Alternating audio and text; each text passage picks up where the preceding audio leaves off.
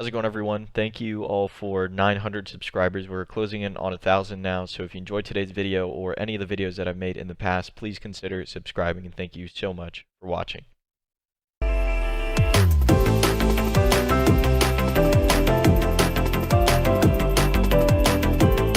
Alright, so let's talk about 2 reasons why you might not always want to maximize your damage on your character. The first reason is pretty obvious, and that's going to be you don't want to waste your resources, right? So a lot of damage you can get on Cammy would be something like this, but I'm burning 3 meters, right? I'm burning all 3 of my bars, and now I'm out of resources. And if I didn't kill him, I'm at the disadvantage now.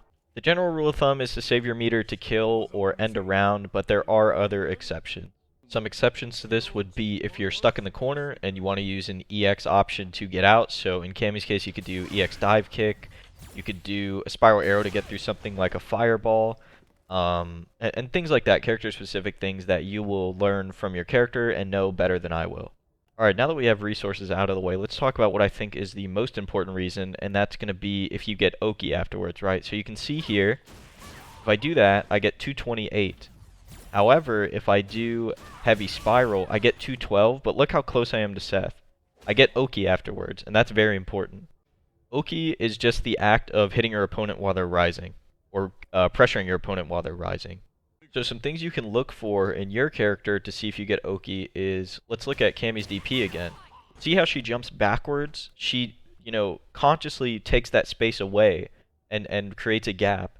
So you want to look for moves that maybe move you forward, like this, or moves that leave you close to your opponent after using them. And the reason this is important is the more chances you get for Oki after a combo or after hitting a certain special move, the more you have to make your opponent guess, and inherently they're going to take more damage if you play your cards right. If you ever watched like any YouTube guide on a character you're learning and the person making the guide says something along the lines of, knock them down with this and then choose your Oki, they're just talking about choosing your meaty buttons, and by meaty buttons, they just mean buttons that hit on the opponent's wake up as they're standing up. Knowing your character's meaty buttons and things that they can do on the opponent's wake up is very important. In the lower ranks of most games, people don't like to block on wake up. They don't like to hold that pressure, and if you time your meaties correctly, because there is a timing to it, you can blow a lot of people up for a very long time. And then when that stops working, you'll start mixing up your meaty options with certain things, or keeping pressure on them with lights in the corner, or throwing them. If you have a command grab, it gets even more mind game. None of the characters that I really play have a command grab, so that's something that you'll have to figure out the timing for on your own in the training room. Some games that aren't Street Fighter V are going to have more wake-up options for the opponent, so you'll have to learn those as well.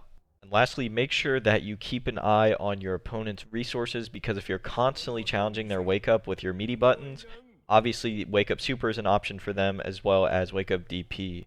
So yeah, that's it for today. No matter what game you're playing or what character you're playing, try and learn a few moves that'll knock down and leave you pretty close to the opponent. Thank you guys for watching. If you did enjoy, please consider subscribing, and I'll talk to you guys tomorrow.